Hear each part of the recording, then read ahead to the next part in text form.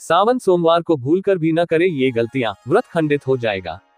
सावन का महीना भगवान शिव को समर्पित होता है। खासकर सोमवार के दिन शिव जी की पूजा का विशेष महत्व होता है। बहुत से लोग इस दिन व्रत रखते हैं, शिवलिंग पर जल चढ़ाते हैं और मंत्रों का जाप करते हैं। लेकिन कई बार श्रद्धा के साथ साथ जानकारी की कमी के कारण कुछ ऐसी गलतियां हो जाती हैं जो पूजा का फल कम कर देती हैं। आइए जानते हैं, सावन सोमवार को किन बातों का ध्यान रखना जरूरी है। पहली गलती, देर से पूजा करना।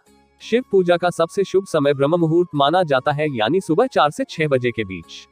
लेकिन बहुत से लोग देर से उठकर बिना नियम के कभी भी पूजा कर लेते हैं। इससे पूजा का प्रभाव घट जाता है। कोशिश करें कि सुबह जल्दी उठकर स्नान करके शुद्ध मन से पूजा करें।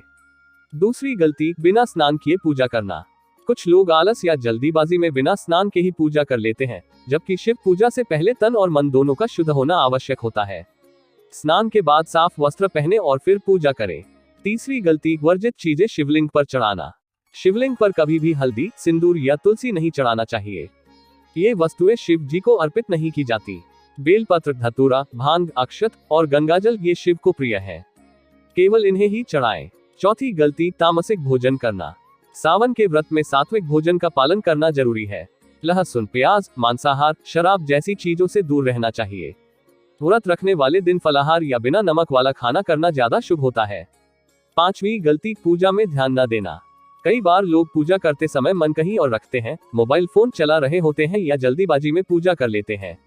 शिव जी की पूजा में एकाग्रता और समर्पण बहुत जरूरी है। जितना ध्यान और श्रद्धा से पूजा करेंगे उतना ही फल मिलेगा।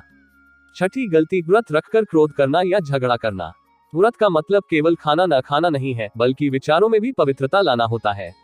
व्रत के दिन क्रोध करना, झूठ बोलना, अपशब्द कहना या किसी से विवाद करना व्रत की शुद्धता को खत्म कर देता है। सातवीं गलती, व्रत खोलते समय नियम न मानना।